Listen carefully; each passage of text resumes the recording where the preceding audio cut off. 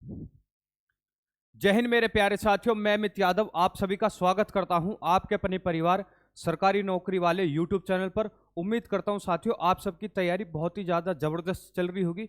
आज हम इस वीडियो में बात करेंगे जो आपकी आज ही यानी 27 दिसंबर को ही जो आपकी वैकेंसी आई है एसबीआई पीओ की।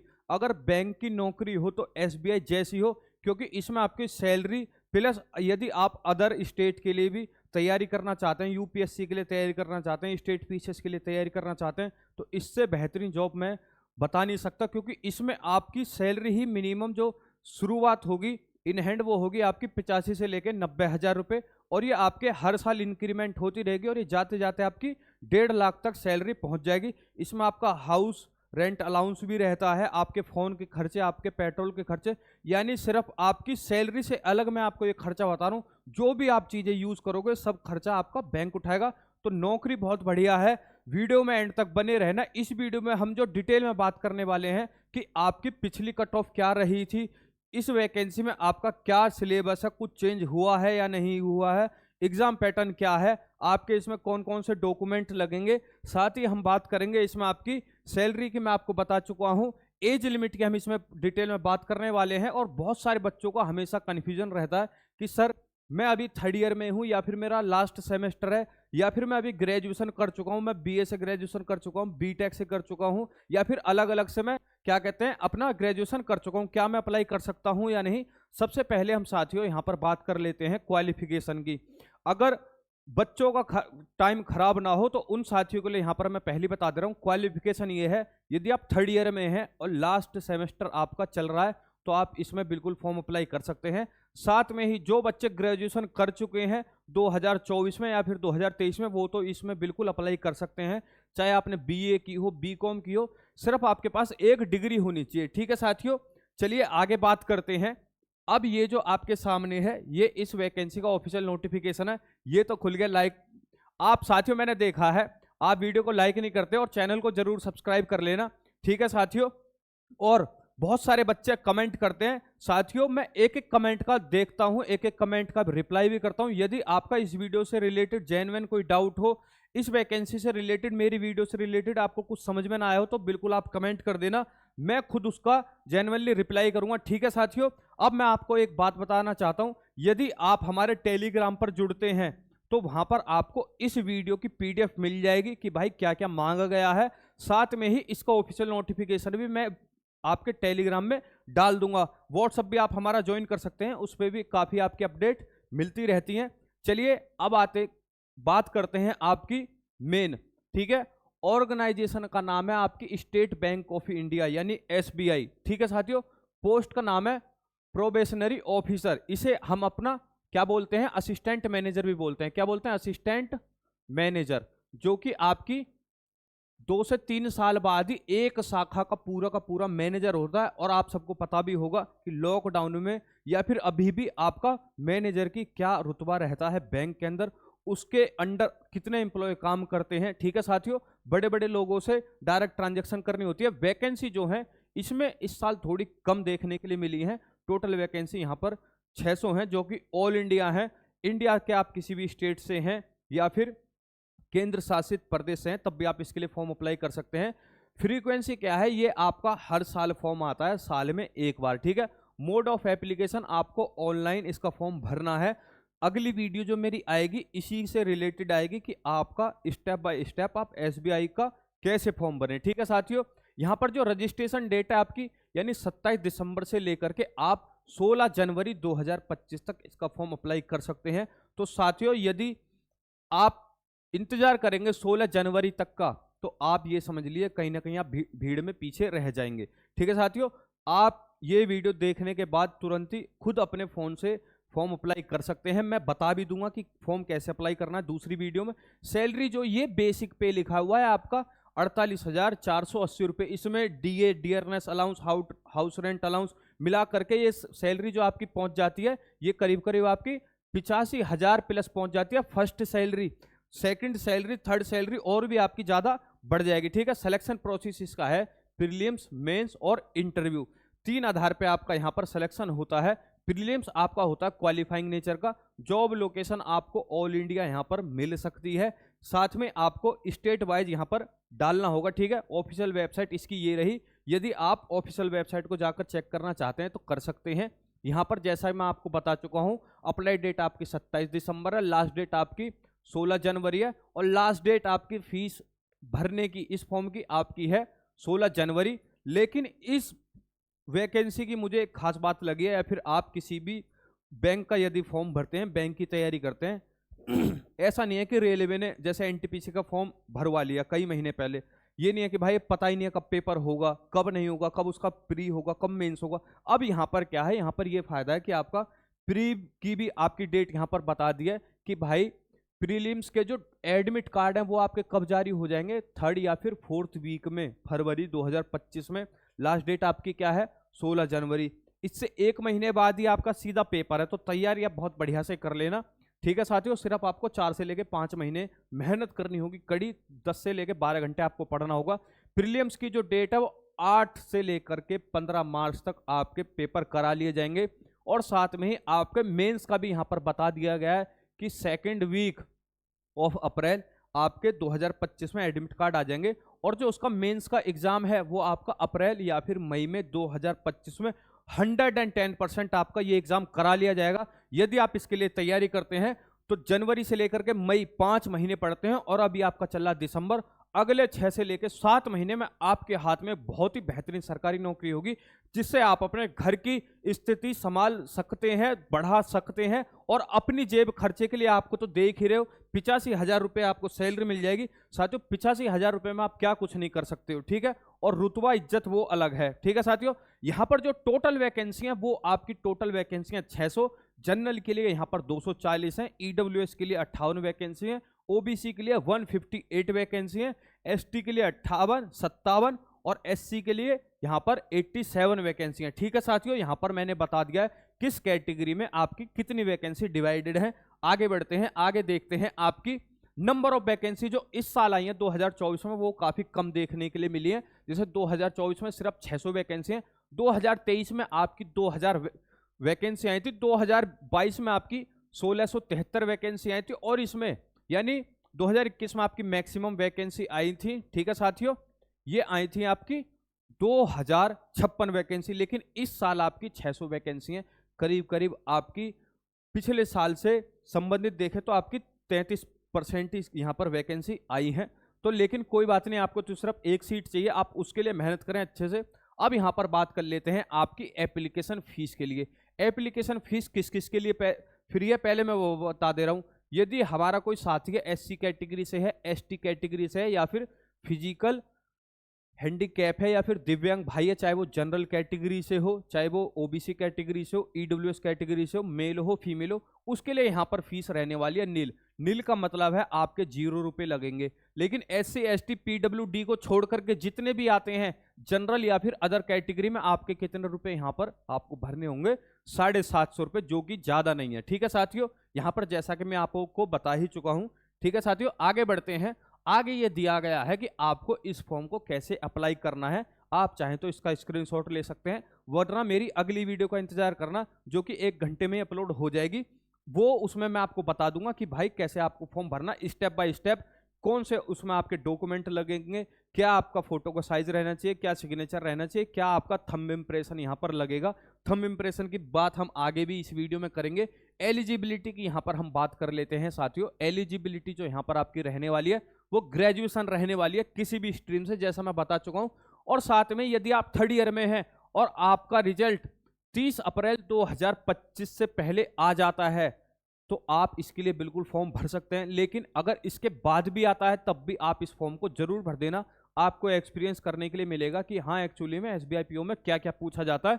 इससे आपका एक्सपोजर बढ़ेगा पेपर के प्रति, ठीक है साथियों। अब यहाँ पर एज लिमिट जो मांगी गई है आपकी, यहाँ पर मांगी गई है 21 से लेकर के 30 साल, और एज लिमिट जो काउंट होगी वो होगी आपकी 1 अप्रैल 2024 तक। यानी 1 अप्रैल 2024 तक आपकी जो मिनिमम एज होनी चाहिए वो होनी चाहिए आपकी 21 साल जनरल और ईडब्ल्यूएस कैटेगरी वाले बच्चों के लिए, और जो मैक्सिमम एज लिमिट होनी चाहिए वो होनी चाहिए 30 साल, ठीक है साथियों।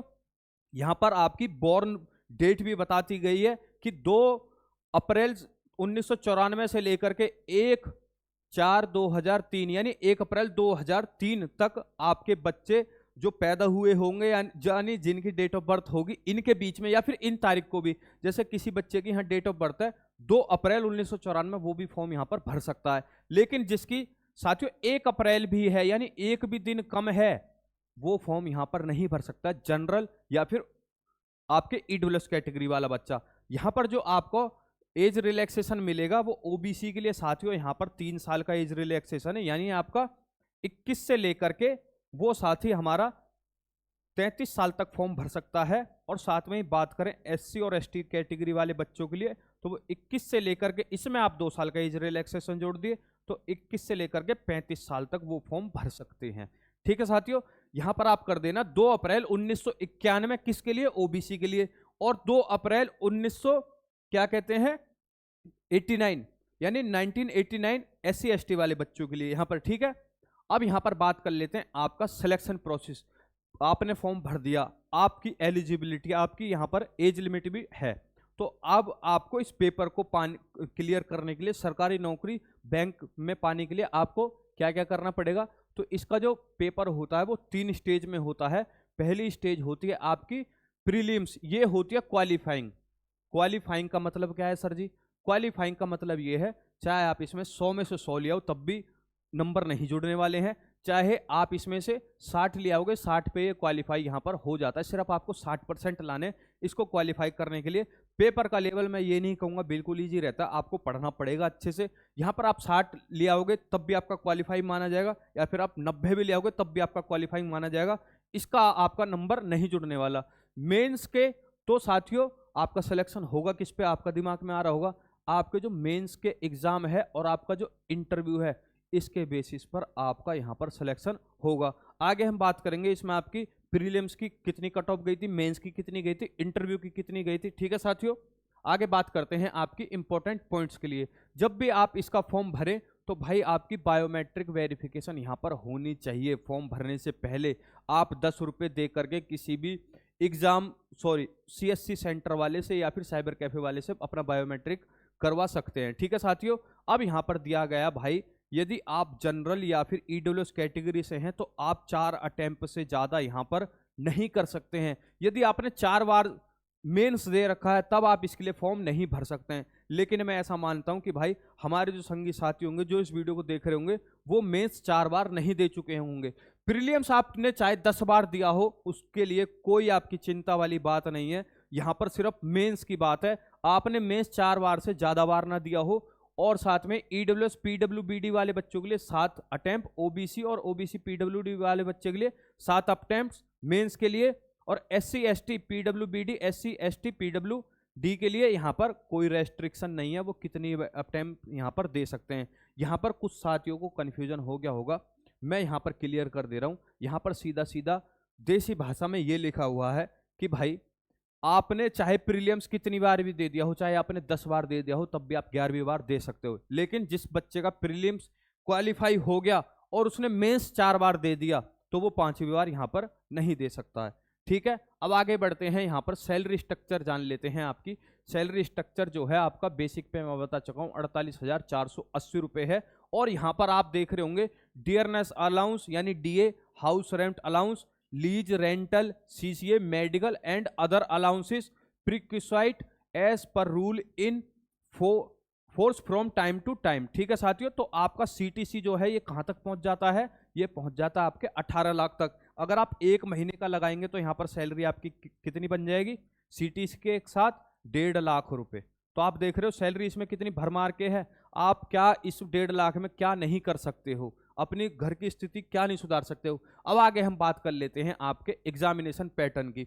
एग्जामिनेशन में जो अब आपके आएंगे ये आएगी आपकी प्रीलिम्स में इंग्लिश आएगी, क्वांटिटेटिव एप्टीट्यूड आएगा और रीजनिंग आएगी। ठीक है साथियों, इसमें मैं आगे आपको बताऊंगा कि आपको रीजनिंग में कौन कौन से यहाँ पर चैप्टर पढ़ने हैं, मैथ में कौन कौन से चैप्टर पढ़ने हैं, इंग्लिश में आपको कौन कौन से चैप्टर पढ़ने हैं। यहाँ तक मैं ये भी बता दूंगा कि भाई मैथ में आपका किस किस चैप्टर से आपके कितने कितने क्वेश्चन आने वाले हैं। तो वीडियो में आप एंड तक बने रहना।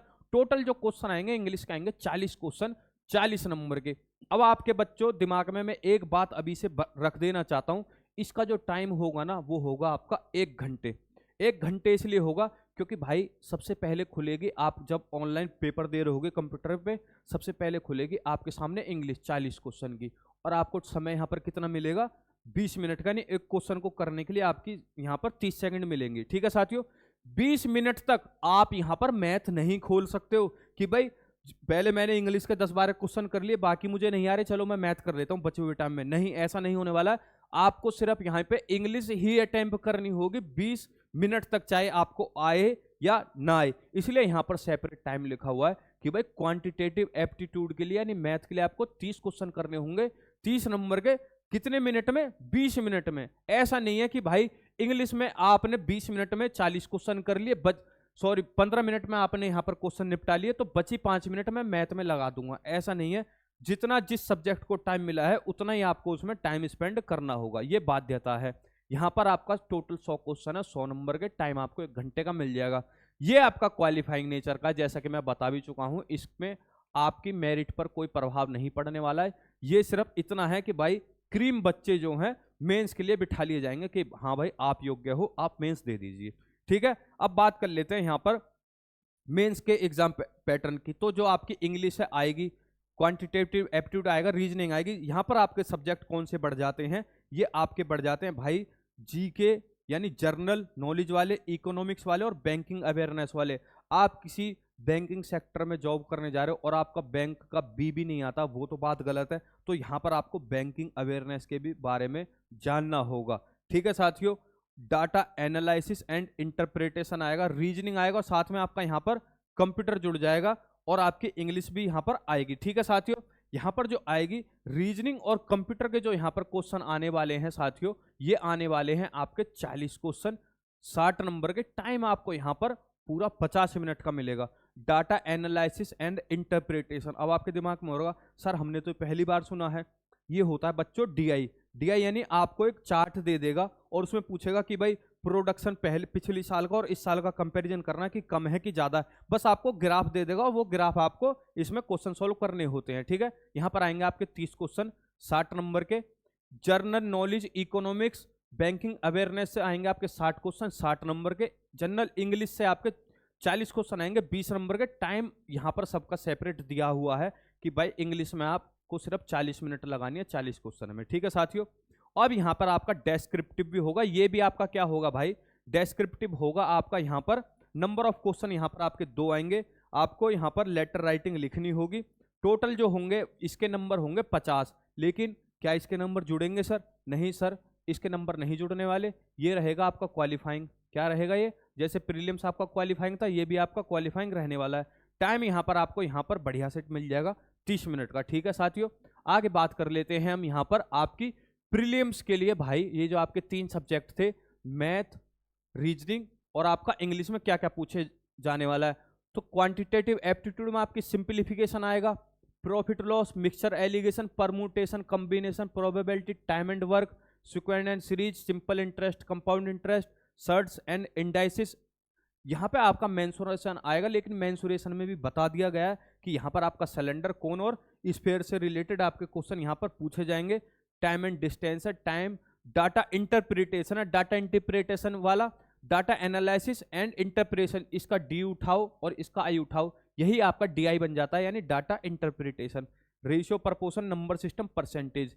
ठीक है साथियों, और ये आपका रीजनिंग का और इंग्लिश का सिलेबस है। आप इसका स्क्रीनशॉट ले लेना। अगर मैं एक एक करके आपको बताऊंगा तो उसमें आपका ज्यादा समय बीत जाएगा। ठीक है साथियों, आगे बढ़ते हैं, आगे देख लेते हैं कि भाई यहाँ पर आपका मेंस में एक्चुअली में क्या क्या पूछे जाने वाला है। तो ये आपका डाटा एनालिसिस एंड इंटरप्रिटेशन से ये आपका है। आप गूगल पे सर्च करना कि भाई टेबुलर ग्राफ क्या होता है, और फिर आप सर्च करना कि भाई मुझे टेबुलर ग्राफ के 5 क्वेश्चन आप मतलब सॉल्व करके दीजिए, या फिर आप खुद से डाल देना, सॉल्व करके देखना। बहुत ही इजी लेवल के क्वेश्चन यहाँ पर होते हैं। Line graph, bar graph, charts and table, missing, case DI, radar graph, caselet और आपकी प्रोबेबिलिटी यहाँ पर आने वाली है। रीजनिंग में आपके ये चैप्टर आने वाले हैं। जनरल नॉलेज, यहाँ पर सिर्फ जनरल लिखा हुआ है, यहाँ पर आएगा आपका जनरल नॉलेज, आप मान लीजिए। ठीक है, बैंकिंग अवेयरनेस से आपके current affair, financial awareness, general knowledge, static awareness, banking technology knowledge, banking awareness, principle of insurance. ये आपका इंग्लिश का सिलेबस है और ये आपका यहाँ पर कंप्यूटर का सिलेबस है। ठीक है साथियों, बाकी जो है चीज मैं आपको पहले बता चुका हूं कि उसमें आपका क्या क्या पूछे जाने वाला है। ये आपका फिर से यहाँ पर मैथ का है, ठीक है, और ये आपका रीजनिंग का है, और ये आपका यहाँ पर इंग्लिश का है, ये आपका यहाँ पर बचा हुआ कंप्यूटर का है। ठीक है, आप इसका भी स्क्रीनशॉट ले लेना कि क्या अपना डिटेल में भाई चैप्टर वाइज हमें क्या क्या यहाँ पर पढ़ना होगा। अब बात कर लेते हैं यहाँ पर डेस्क्रिप्टिव पेपर की। भाई यहाँ पर आपको सैलरी जब 1 लाख प्लस ही मिल जाएगी, 1 साल बाद तो आपको मेहनत तो करनी होगी। आपका थोड़ा दिल टूट रहा होगा कि सर इतनी हमें मेहनत करनी होगी। हाँ बच्चों, बिल्कुल आपको मेहनत करनी होगी। ये 2024 चल रहा है, जिसमें आपका कंपटीशन गले काट है, यानी डॉग ईट्स डॉग कंपटीशन यहाँ पर आपका है। तो यहाँ पर आपको 30 मिनट मिलेंगे, 50 मार्क्स के ये आपका रहेगा। इसमें आपको लिखना है लेटर राइटिंग और आपका ऐसे। ठीक है साथियों, आप ऐसे का एक फॉर्मेट बना लेना, एक लेटर राइटिंग का फॉर्मेट बना लेना। उसमें जो जो चेंजेस करने के लिए बोले वो आप चेंज कर लेना। ठीक है, आप यूट्यूब पे देख सकते हो कि भाई इसका फॉर्मेट बनता कैसे, बस आपको फॉर्मेट याद कर लेना। बाकी ये आपका क्वालिफाइंग रहता है, इसका कोई भी नंबर आपका यहाँ पर नहीं जुड़ता है। आप बहुत ही ज्यादा इजीली इसको यदि 1 हफ्ता भी देंगे ना तो डेस्क्रिप्टिव पेपर आपका यूं ही निकल जाएगा। सिर्फ आपको वहां पर अपना क्या बनाना चाहिए भाई, आपको स्टैंडर्ड बना लेना चाहिए कि इसका खाका बना लो पूरे का। ठीक है, कि भाई कहां पे क्या लिखना होता है।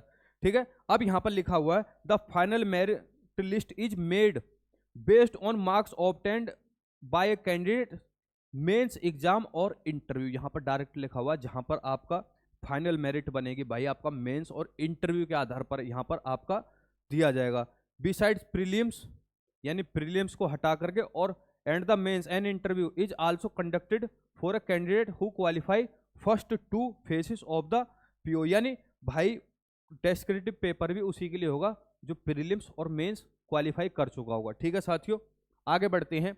यहां पर हम अब बात कर लेते हैं कि आपको कितनी मेहनत करनी होगी, क्योंकि आपका जो है मार्च में 8 मार्च से लेकर के 15 मार्च तक आपका यहां पर पेपर हो जाएगा। तो भाई 100 में से आपको यहां पर 59.25 लेकर के आने हैं। एससी वाले बच्चों के लिए 53, एसटी वाले के लिए 47, ओबीसी वालों के लिए सेम यहाँ पर कट ऑफ है, ईडब्ल्यूएस के लिए भी यहाँ पर आपकी सेम है 59.25। भाई आपको यहाँ पर 65 नंबर का टारगेट लेकर के चलना है। बस जहाँ जब भी आपके 100 में से 65 नंबर यहाँ पर बन जाए, समझ लेना कि आपका प्रीलिम्स कोई भी यहाँ पर नहीं छेड़ सकता। ठीक है, अब यहाँ पर बात कर लेते हैं कि आपकी मेंस की कितनी कट ऑफ गई थी। तो मेंस की यहाँ पर देखो, आउट ऑफ 250 में से आपकी कट ऑफ कितनी गई है, यहाँ पर 70 नंबर गई है, यहाँ पर आपकी 57.5 गई है, एसटी के लिए 57.5, ओबीसी के लिए 62, ईडब्ल्यूएस वाले बच्चों के लिए 70, और ये आपका क्या है पीएच कैटेगरी वाले बच्चों के लिए है। इसमें आपकी पीएच की कैटेगरी दे दी गई है, तो जो बच्चा पीएच से रिलेटेड है वो यहाँ पर इसका स्क्रीनशॉट ले सकता है। बाकी आप भी यहाँ पर स्क्रीनशॉट ले सकते हैं कि आपके दिमाग में तो यहाँ पर होना चाहिए कि हाँ मुझे कितनी मेहनत करनी है। ठीक है साथियों, तो इसको करके मैंने यहाँ पर आपकी कट ऑफ डाल दिया। फाइनल कट ऑफ जो है आपकी आउट ऑफ 100 में से, यानी आपका जो 250 नंबर का पेपर होता है आपके मेंस का, साथ में आपका इंटरव्यू का, तो आपका कितना हो जाता है, ये 50 नंबर का आपका इंटरव्यू रहता है, तो 250 का वो रहता है। उन दोनों को कंबाइन करके आपका रेशियो से 100 में बना लिया जाता है। तो फाइनल जो कट ऑफ गई थी 100 में से आपकी 44 गई थी, एससी के लिए 37, एसटी के लिए 36, ओबीसी के लिए 39.73, ईडब्ल्यूएस के लिए 36.03। देख रहे हो पॉइंट पे भी आपका यहाँ पर फाइनल कट ऑफ जारी है, यानी 0.72 भी आए होंगे ना जिस बच्चे के ओबीसी में, वो भी यहाँ पर सेलेक्ट नहीं हुआ होगा। ठीक है, और ये आपके क्या है पीएच कैटेगरी के लिए है, यानी फिजिकल विद हैंडीकैप के लिए है। ठीक है साथियों, अब यहाँ पर हम बात कर लेते हैं जो आपके क्वालिफाइंग मार्क्स हैं कि भाई आपको इंटरव्यू में इतने तो लाने ही पड़ेंगे 50 में से। जनरल के लिए यहाँ पर 20 मार्क्स रखे गए हैं, एससी के लिए यहाँ पर 17.5, और एसटी के लिए ये 17.5, ओबीसी के लिए यहाँ पर 17.5, ईडब्ल्यूएस के लिए यहाँ पर 20 रखे गए हैं। बाकी ये फिजिकल हैंडीकैप वाले बच्चों के लिए हैं। अब आगे हम बात करते हैं कि भाई आपका एग्जाम एनालिसिस करते हैं कि किस चैप्टर में से आपके कितने क्वेश्चन पूछे जाने वाले हैं। जैसे आपका मैथ है, यहाँ पर क्वांटिटेटिव एप्टीट्यूड, तो आपके मैथ में यानी डीआई में कितने क्वेश्चन आएंगे भाई, डीआई से आएंगे आपके 15 क्वेश्चन, मिसिंग नंबर सीरीज से आपके 5 क्वेश्चन, क्वाड्रेटिक इक्वेशन से आपके 5 क्वेश्चन, मिसलिनियस वर्ड प्रॉब्लम से आपके यहाँ पे आएंगे 10 क्वेश्चन, यानी आपके टोटल होंगे 35 क्वेश्चन। डिफिकल्टी यहाँ पर लेवल आपका मॉडरेट रहने वाला है, ना तो हार्ड रहने वाला है ना ही ज्यादा यहाँ पर इजी रहने वाला है। आगे ये आपका दे रखा है भाई चैप्टर वाइज यहाँ पर कि किस चैप्टर से आपके कितने क्वेश्चन आए थे। पजल यहाँ पर बहुत ही ज्यादा इंपॉर्टेंट रहती है भाई, जो भी आप पजल करते हो कि सिटिंग अरेंजमेंट यहाँ पर इसे बोलते हैं बेसिकली, कि एक सिटिंग अरेंजमेंट आपको दे देगा 10 बंदों का, ठीक है, ऊपर से लेके नीचे आपको बिठाने होंगे, वो कुछ आपको पजल देगा, उसके हिसाब से आपको दिमाग लगा करके सब बंदों को अपने उसके फॉर्मेट में बिठाना होगा। तो इसमें इसका काफ़ी अच्छा वेटेज रहता है। 20 नंबर का coding decoding 1 number, direction sense test 1, blood relation 4, syllogism 4, alphabet based 1 question, comparison आपका कितने आता है 2 नंबर, यानी टोटल होते हैं 35 क्वेश्चन आपका। इजी टू मॉडरेट ये पेपर रहता है। रीजनिंग यहाँ पर ज़्यादा हार्ड नहीं होती है, लेकिन जो आपको हार्ड लगेगी वो लगेगी आपको यहाँ पर पजल एंड सीटिंग अरेंजमेंट। आगे हम यहाँ पर बात कर लेते हैं आपका इंग्लिश के लिए। तो आपका रीडिंग कॉम्प्रिहेंशन, जिसे हम इंग्लिश में बोलते हैं अपठित गद्यांश, एरर डिटेक्शन, आपके यहाँ पर 6 क्वेश्चन पूछे जाएंगे। रीडिंग कॉम्प्रिहेंशन से यानी आरसी से आपके 5, सेंस करेक्शन से आपके 5 क्वेश्चन पूछे जाएंगे, सिंगल फिलर से आपके 7 क्वेश्चन, क्लोज टेस्ट से आपके 5 question, match the following based sentence formation से आपके 2 क्वेश्चन, ये आपका बन जाएगा 30 नंबर का। और इसका जो लेवल रहता है ये काफ़ी आपका मॉडरेट इजी रहता है, यहाँ से लेके यहाँ तक जो आपका मॉडरेट रहता है ये रहता है आपका रीडिंग कॉम्प्रिहेंशन। यदि आपकी रीडिंग कैपेबिलिटी यहाँ पर अच्छी है तो आप यहाँ पर बाजी मार ले जाएंगे। आगे हम बात कर लेते हैं भाई आपके एग्जामिनेशन सेंटर की। बहुत सारे बच्चों के मन में डाउट आता है कि सर एग्जाम हमें कहाँ दे के आना पड़ेगा, तो उन बच्चों के लिए यहाँ पर मैं प्रॉब्लम सॉल्व कर दे रहा हूँ। देखो भाई, ये स्टेट कोड दे रखा है 11, 12, 13, 14, 15, 16, 17 ऐसे करके आपके स्टेट कोड हैं। यदि आप जिस स्टेट में रहते हैं, जैसे कि मान लीजिए भाई कोई बच्चा हरियाणा में रहता है, वो हरियाणा से अप्लाई करना चाहता है, तो उसके लिए जो आपके प्रीलिम्स के जो एग्जामिनेशन सेंटर पड़ेंगे, इन सिटियों में किसी भी सिटी में भी आपका एग्जामिनेशन सेंटर पड़ सकता है। आप अपना देख लीजिए कि भाई मेरा स्टेट कौन सा है। मुझे जैसे बिहार वाले बच्चों के लिए आ रहा औरंगाबाद, बिहार शरीफ, भागलपुर, दरभंगा, गया, हाजीपुर ये सब है। तो आप इन सब का स्क्रीनशॉट ले लीजिए कि भाई यदि मैं फॉर्म डालता हूं तो मेरा यहाँ पर एग्जामिनेशन सेंटर कहाँ पर जाने वाला है, ठीक है, आप इसका स्क्रीनशॉट ले सकते हैं, ठीक है। अब बात कर लेते हैं भाई आपका examination centre for the mains. जैसे कि आपका यहाँ पर हमने देखा था बिहार में कितने सेंटर पड़े हुए थे भाई, यहाँ पर ये पड़े हुए थे करीब करीब आपके कई सारे, यहाँ पे 10 से लेकर 11 आपके सेंटर पड़े हुए हैं। लेकिन यदि मेंस का पेपर होगा तो ये कहाँ होगा, आरा, हाजीपुर या फिर पटना में आपका यहाँ पर पेपर देखने के लिए मिलेगा, ठीक है साथियों। और अब आप देख सकते हैं कि आपका जैसे कि यूपी वाले बच्चों के लिए यहाँ पर आगरा, इलाहाबाद, कानपुर, लखनऊ, मेरठ या फिर वाराणसी में ही आपका यहाँ पर मेंस का पेपर होगा, ठीक है साथियों। उम्मीद करता हूँ कि आपको यहाँ पर बहुत ही ज़्यादा अच्छे से समझ में आ गया होगा। तो हमारी वीडियो यहीं तक थी। यदि आपको इस वीडियो की क्या कहते हैं पीडीएफ चाहिए तो आप हमारे यहाँ पर टेलीग्राम ग्रुप से जुड़ सकते हैं, जिसका लिंक मैंने आपके डिस्क्रिप्शन में डाल दिया है इस वीडियो के, ठीक है साथियों।